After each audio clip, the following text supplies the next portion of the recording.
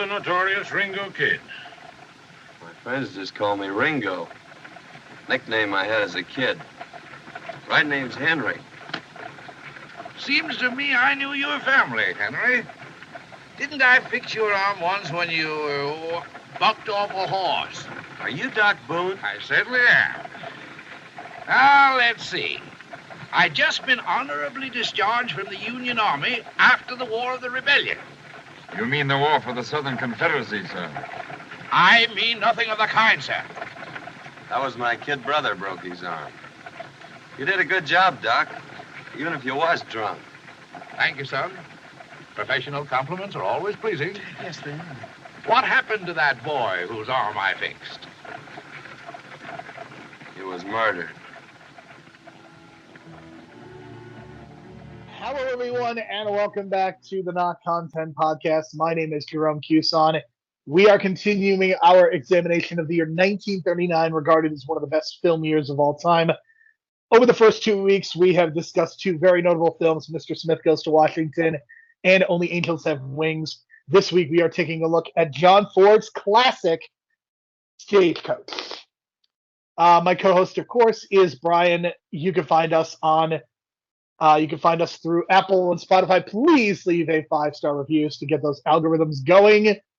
Brian, I can also say that we are on YouTube. Please like and subscribe to us on YouTube. Give the video a thumbs up. Brian, you are going to be so proud of me. I forgot to mention this last week, but I nuked my Twitter account. Aren't you proud of me? Please clap. I haven't been on social media since Election Day, and I think I made the right decision. I don't know when I'll go back, but... I mean, if you want to abandon social media altogether, I think that is totally acceptable. But I think nuking your Twitter account is probably the best idea. We'll see, because I have a lot of references that kind of go back to my tweets from the past or whatever, but I don't know. Just not being on social media since the election has been actually like a breath of fresh air. And you're like Thanos at the end of Infinity War when he's at his little farm. Yeah, and like whenever I was looking up AEW news, usually I would go on Twitter, but now I just do the old 2002 thing and just type in AEW news and look for any website that's got any news. So, and then I got to make sure it came. Probably strange. We're gonna start going to websites again, like it's 2002, like you said. Yeah, because we're just trying to avoid Twitter. That cesspool. And yes, I've blocked about 10,000 people in about 8 years, but that's probably a low number compared to some. So. I mean, there was a time when your tweeting PWG results literally added hundreds of followers to a Twitter account. Yeah, man, that was back in the day, and rest in peace, PWG, I guess. But until Tony Khan decides to buy it or Chris Jericho decides to buy it and bring it back, who knows? But I've heard nothing. I'm just putting that out there because they're rich and they could easily afford it. And I'm sure Michael from High Spots is willing to make that kind of deal as long as he gets streaming footage, right? So you never know. Yeah, I don't know, but let's stay focused here. We are discussing 1939 Stagecoach. Brian, Thomas Miller month continues here on the podcast, and I think it's fitting that with this movie, we are talking about the movie that he won his Best Supporting Actor Academy Award. So it's fitting, like this is the last Thomas Miller movie that we are discussing for the year. I mean, we could have made it a clean month. We could have talked about Gone with the Wind next week, but we are not going to. But Brian, indeed, this is the movie that Thomas Miller, of all the movies he appeared in 1939, this is the one he won an Academy Award for, and I would say it's well deserved. I think of the three movies, and I will never ever see Gone with the Wind, this is, I think, his best performance. Of the three, yes, and Thomas Mitchell is an incredible, like I mentioned last week, character actor, side actor that's never necessarily in the starring role, but just elevates the movie. And he certainly elevates the role in this one as like a drunk doctor that's kind of like kicked out of town because he's a drunk by this like women's league that wants morality plans in their town. Huh? Because here we go again. Thomas Miller's drunk again. Yes, he is. And listen, if he wasn't Wizard of Oz, because I think he would have been a better wizard than the guy who played the wizard in Wizard of Oz. I strongly disagree with you on this. But there is no alcohol in Wizard of Oz, so it wouldn't have worked anyway. So. Yeah, there you go. But, yeah, this plot is very interesting because it's like the strangers coming together plot, and I like those kind of plots. That's obviously like a trope that's even in modern pop culture today, this idea of strangers meeting on a train, strangers meeting in a stagecoach, strangers meeting on a plane, that kind of thing. We've talked about a few movies like that before, but in this case, it's this Western setting, and it takes place I think it's 1865, 1880. So it's way after the Civil War, but there's still the lingering effects of the Civil War, and the hostility's still there. And they even mentioned someone said it was the War of Independence, and then someone corrected them nope, it was the War of Rebellion. And I can't help but thinking of the January 6th thing where people call it a peaceful protest or whatever they want to call it, or was it a rebellion? And it's this distinctive thing of what your perspective is and what you want to call it. It's almost as if people try to obfuscate what actually happened. It's really interesting how they do that. The view never changes, baby. The view never changes, so to speak. I mean, this has been the month. I mean, the thing is that people, I think, really try. Not all people, but I think there is a very ahistorical view of America. And if you go back through history, I think you will see a remarkable amount of patterns and just the way that things develop. And I think people who don't see the patterns, and I think people who kind of look to 1939, idealize it as this great time. I mean, look, there were elements of 1939 that probably were better, but my God, in 1939, you're still talking about the Depression. You're talking about complete lack of technology, a lack of health care. I mean, you're just talking about a time of a lot of segregation. I mean, again, the thing is that the idea that the view never changes, it's because the institutional issues that we faced in 1939 are so similar, and I think a lot of these movies have really brought them up. I mean, think about the way that Dallas is treated in this movie. Dallas is a character, and she is a sex worker, and she is very much discriminated against by everybody else, and in a lot of ways, she is not even seen as a human being, and I think that is something that we still have to deal with today. And I think Claire Trevor adds a lot of humanity to it. And I love the way that she plays the role. I think she does a great job. And I think the overall big issue that I have that I want to bring up is that, you have this group of Karens who basically kick her out of the town for being a sex worker. And that's literally stuff that's still going on today. You still have this very prude attitude about sex work, and I would say it's less than it was in 1939. But let's be clear: prostitution is the world's oldest profession. It will never ever go away, and I think this movie kind of represents that extremely well. Yeah, and I think that scene with her carrying the baby is probably one of the more powerful shots of the movie. That's not an action sequence, because it just kind of speaks to what you were saying. It's she can be this great mother, and people don't see her as this great mother figure, right? And she's doing a great job doing it. And then also you mentioned the lack of health care. They will always see her as a whore and a tramp, and that's it. Yeah. And you mentioned the lack of health care. It's having a baby, and remember this is not 1939. This movie takes place in 1880. So this idea of having a baby in 1880 is far more dangerous than having a baby now, because you are risking so much not having the proper medical care, treatment, facilitators to have you to make sure your baby's coming out healthy and you're not having any complications. And because I'm sure women were dying much faster having babies in that era than they are now, obviously because of the medical care.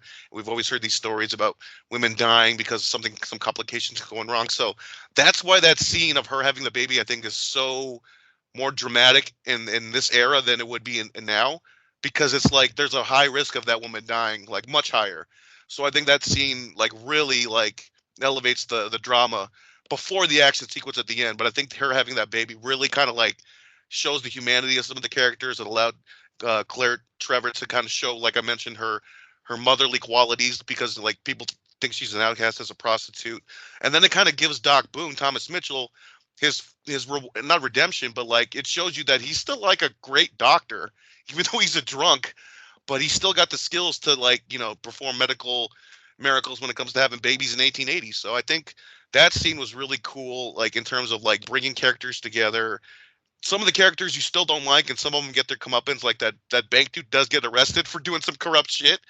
Oh my But god! still, So can we talk about the view never changes with that guy when he talks about he wants a businessman as president? I mean, come on, it's all there. that's one of the reasons why I didn't go back on social media for the last 7 days or so because of the same type of shit going on today. Oh my But goodness. you're talking about a terrible human being who only cares about himself. He is a business person, and the only thing that he cares about is business. He doesn't care about human beings. And again, that is something that I think still remains true to this day. And I want to point out, John Ford is an incredibly conservative individual, and he is the one that is pointing this out. And again, I'm gonna have a lot to say about John Ford very shortly in terms of how he portrays indigenous culture. But I want to point out that the most evil person among that group of individuals, let's say the white people, it is the businessman who is very greedy. I just want to point that out. And he gets his comeuppance because as soon as he gets off the stagecoach, after all that, he gets arrested. And then I guess he doesn't realize he was being arrested, but clearly they knew something was up with his finances at the bank or something that he wasn't really keen on. So that was a cool moment because I was like, wait, why did he get arrested? And then you realize he did some shit. And I was like, oh, good. That motherfucker deserves it. Because he was also complaining about the army not being there at certain forts to protect them because they're busy. They got shit to do. They can't just stay in one area and it's like, I pay my taxes. We pay our taxes. You need to be here and protect us. Blah blah blah. And it's like, dude, that does not how it's not how it works. That's not how the law works, even in 1880. So I thought that was a really like cool, poignant thing. I am not the most pro military person, but if you think I'm going to yell at a soldier in their face, that would be a very poor In 1880, after all the shit they've gone through in the last 20 years, especially in 1880 after Civil War. Yes, it's so messed up. But I'm glad that guy gets his comeuppance. And yeah, so I guess we got to talk about what you want to talk about. John Carradine first or John Wayne? Because I got some stuff to say about John Carradine. I mean, I think John Carradine does a really good job in this movie. I think the performances in this movie are really really good. I think the thing that holds me back from truly appreciating every aspect of this movie is the level of racism that's involved, and there is a lot, but John Carradine is really good. So basically, when Bela Lugosi neglected to come back for some of his Dracula roles in the Universal run, John Carradine took his place. So if you watch like Frankenstein meets Dracula or The Wolfman or whatever, that Dracula is going to be portrayed by John Carradine. And I was joking with Jerome because like every time I see him on screen, you could have told me that this guy was a real life vampire, and I would have believed you because he just has this look where he's thin and he's got this like scary look sometimes, even though he's just trying to be serious. All he's doing here in this movie is trying to protect the pregnant woman, and like I just can't help but think like there's something bad, something evil is gonna happen with this dude. He's a bad dude, and he almost does something bad at the end, but it was almost like a mercy kill that he almost did, which is kind of crazy because he thought I guess he was gonna die too. So, but luckily they got out of that jam. He didn't shoot the woman out of a mercy killing, which also leads me to my other quick rant. Like this whole idea of a mercy killing that really pissed me off at the end of The Mist. And I thought The Mist was going so great with the creatures and the effects and stuff, and then it just has that downer ending that was not necessary at all, where he kills all the family members and almost kills himself, Thomas Jane, and then he realizes that the army could have just saved him 5 minutes earlier. I was like, oh come on, dude. So this idea of mercy killing was kind of like it's very like ugh. It kind of disgusts me a little bit, but like luckily the timing saved that woman because I was like, man, you better not shoot that woman. Because after all that she's been through trying to find her husband and having that baby, and you're going to shoot her just because you think the Native Americans are going to do worse to her. So I was just kind of like conflicted on that. But still, like I think John Carradine is a great character actor as well. And like I said, like he's a good Dracula. He's not nearly as good as Bela Lugosi, but he's got that vampire look, and he seems like a guy that could live forever based on the way he looks, and maybe even like a Dorian Gray type. But man, he's got that very strange borderline gothic look to him, even though he's in a Western in this, but he's still got that mustache. It's just that look he's got too. And his kids are David Carradine and the other Carradine, right? Like they're all related. I forgot to look that up. Keith Carradine. Yeah. Okay. Yeah. Yeah. I think they're his kids. Yeah. So let's look that up. Why don't you talk about John Wayne while I do that? So John Wayne, this is one of his first starring roles, and obviously he's known as this Western genre legend. And if you look at his work, the older he gets, the more stoic and John Wayne-ish. Like everyone does a John Wayne impression partner, and it's usually the John Wayne of like older, like 50s, 60s John Wayne. In this case, he's kind of got that young gun kind of feel to him. And I like this role that he does because it's like it's not its usual howdy partner self. Like if you watch Rio Bravo with Dean Martin, he's got the gimmick down. Here it's almost like he's learning how to be a star, and it's really cool because like he shows some vulnerability that he doesn't usually show in other roles, and like some weaknesses. Like he clearly is like he's a criminal on the run trying to get revenge for his family, right? But then he gets on the stagecoach, and the guy and the one officer on the stagecoach is like telling him like, once we get to town, I'm going to arrest you. There's nothing I can do. Like there's a warrant out for you or whatever. And then by the end of the movie, they get away from that, and the guy gets his revenge, or John Wayne gets his revenge or whatever. But he's basically a cavalry soldier, and he's still young. And I don't think like he probably went through the Civil War as well, but at a much younger age, right? So he's got this like baggage to him, and he's just really like trying to look out for the good guy, and he's trying to do the right thing when it comes to these people that he kind of feels like he's burdened himself to these people in the stagecoach, knowing that he's going to be arrested, or he's like a criminal on the run, sort of, even though he's still in his cavalry gear. So it's a really interesting character because he does have his redemption at the end, and you know he's going to do the right thing, and he helped a lot. I mean, like it wasn't him, but his stuntman jumped from like horse to horse to horse to get to the lead horse of the carriage in order to in order to correct the path and get away from the Native Americans. It was such an incredible visual that we'll talk about more of in a little bit. But his journey throughout the movie is really interesting, and like he shows compassion and like falls in love with Claire Trevor. And it's weird to me because you think he's this traditional conservative guy, yet he's got this character that's falling in love with a prostitute and is willing to cross the border illegally and stay in Mexico. But if there's one thing that conservatives love to do, it's to rescue hookers, whores, and ne'er-do-wells. Like that actually is a very conservative idea. That's Pretty Woman right there. And then take. I mean, not even necessarily Pretty Woman. It's just the idea of, okay, I am a man who is going to set you straight. You will no longer be a prostitute because you are going to get married to me, a rugged, real man.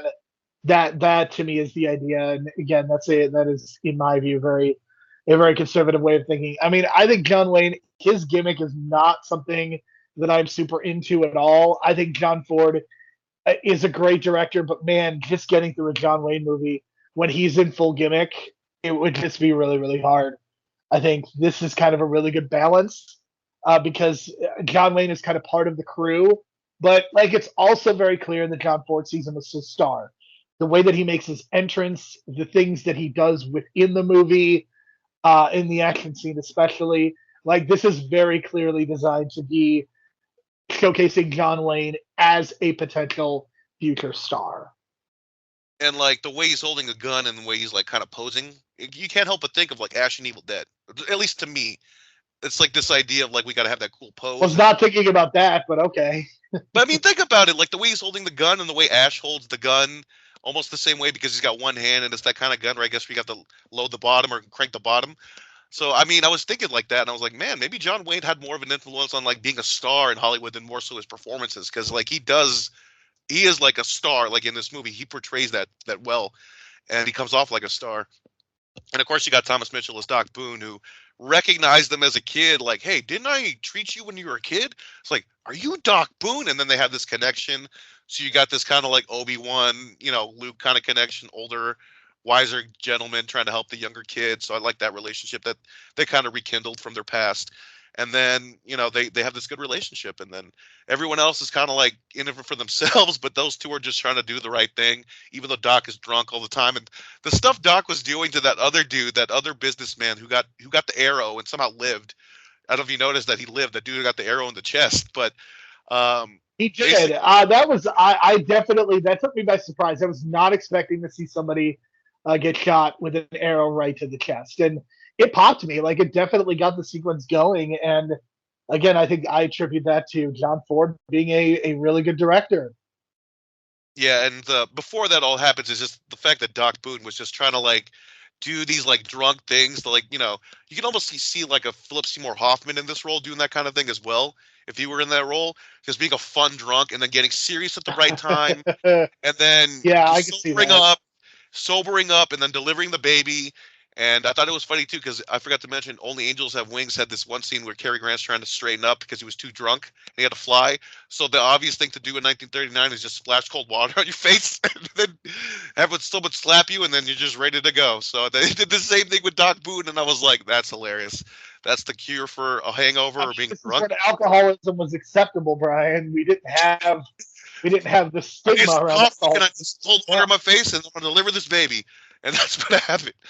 But it all builds up to, you know, I mean, look, this. if you told me that I had to deliver a baby and I was drunk, that would sober me up too.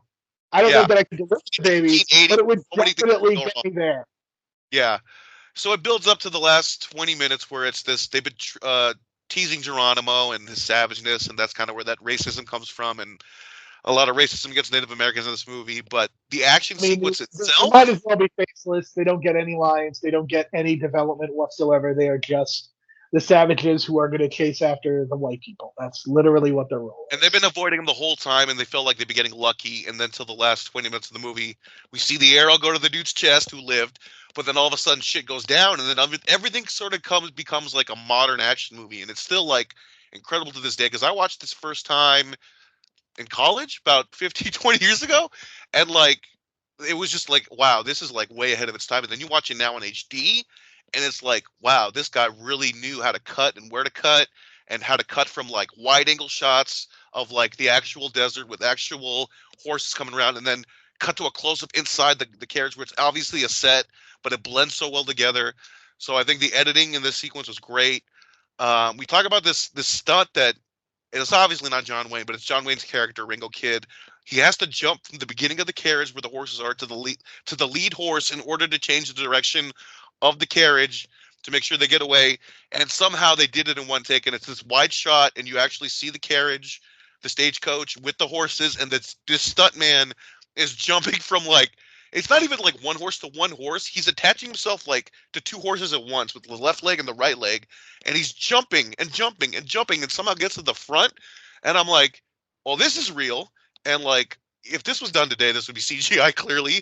And it was just incredible because it was real. And it's a shame. It's a shame that it would be CGI because I don't know that I want real horses doing all this stuff, and maybe it is better that it's CGI. But to be honest, I think this holds up as good as anything in the movie. I mean, you would not know this was shot 85 years ago. I think it is mostly seamless, and it looks unbelievable. And just some of the shots, it's like they did it because they just did it, and that's really impressive. I mean, when they have multiple characters like going across the horses, I mean that's really impressive. And the fact that John Ford doesn't really cut it, so you can kind of tell that someone I'm sure it's a stunt double is actually doing this. I mean, it is a long shot, but like the fact that Ford shows us that the person is actually doing it, I mean that to me is like that is the magic of movie making.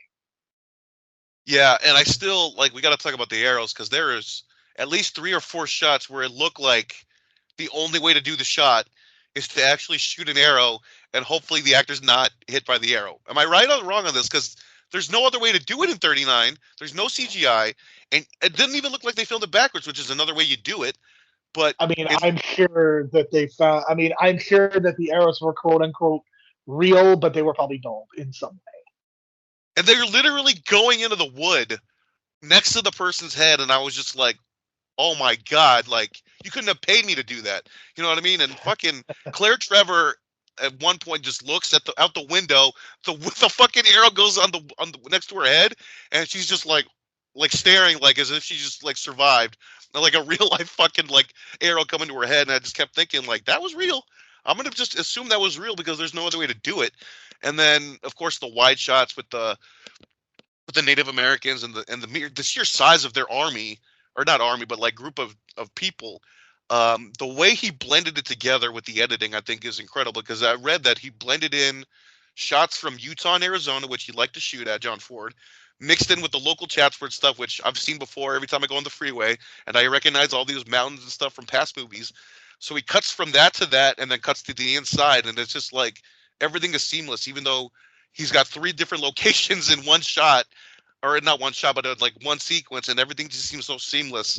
So he just knew how to do like proper things. Like there's one point where John Wayne is staring out into the desert, and then he just looks to the left, and you can tell he's on a set.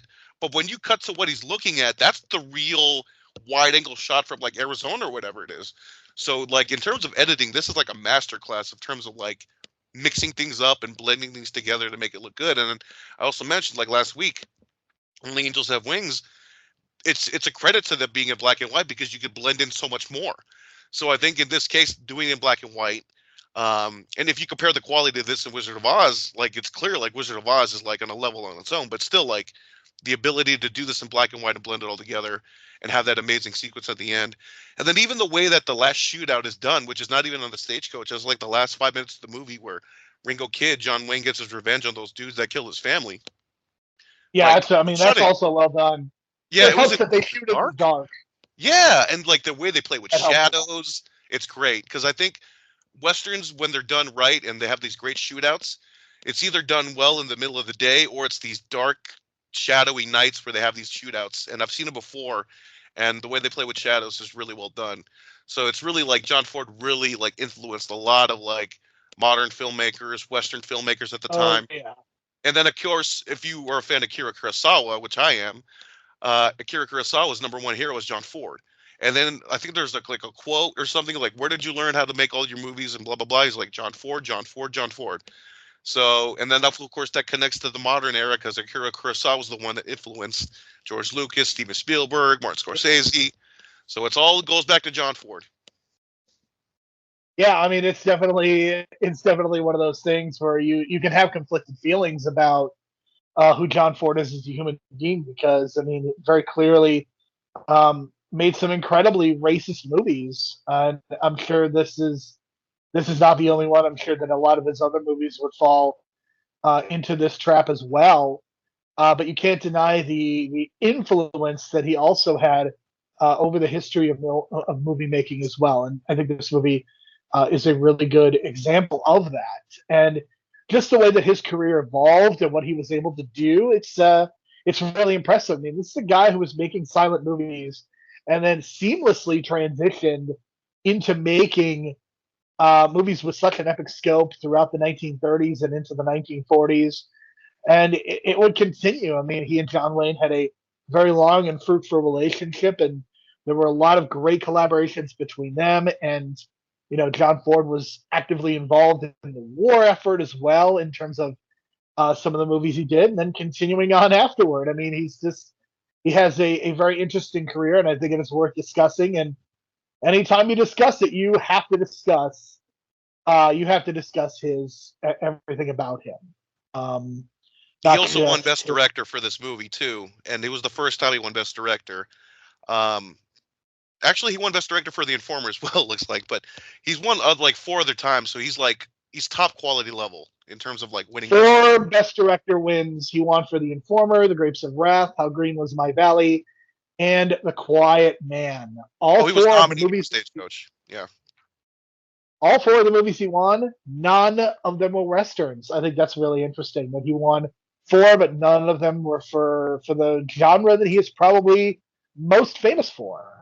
Yeah, and I think that he's committed to his craft too, because if you look at like pictures of him, the older he got, the more he kind of relied on his right eye for like, because he's obviously looking into the camera, so he would put on a patch on his left eye, and I was just like, dude, you're committed, man, because obviously that patch probably did help in terms of like sequencing shots and kind of framing shots inside the camera, because you're only focused on the one eye, but still, like, that's just committed to the craft, man. Like, he's almost sacrificing his own vision just for the art. So I thought that was a really cool, thing that I learned about John Ford, and that I think Akira Kurosawa did the same thing. It's like when he was on like sets, he would just put on the patch because he was more focused on that visual on the right eye than the left anyway. So really cool stuff to learn about John Ford and how he did things and his influence and stuff like that.